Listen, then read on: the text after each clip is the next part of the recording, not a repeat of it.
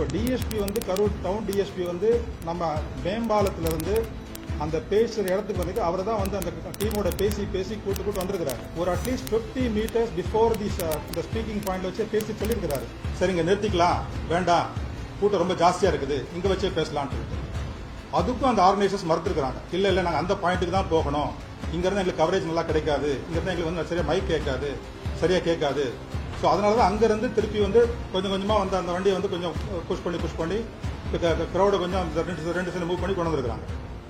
So அந்த ஸ்பாட்டுக்கு வந்ததுக்கப்புறம் ஒரு 10 நிமிடம் வந்து தலைவரை யாராலும் பார்க்க முடியல. அந்த சமயத்தில் இந்த ரைட் சைடு லெஃப்ட் சைடில் இந்த க்ரௌட் வந்து they become restless, anxiety. So அதை பார்க்கறதுக்காக இல்லை நார்மலி இந்த வர க்ரௌடே வந்து தலைவரை பார்க்கணுங்கிற எண்ணத்தில் வர்றவங்க வந்து ரெண்டு புறமும் வந்து பார்க்க முடியாமல் போகும்போது ஒரு சர்ஜ் ஆகுது.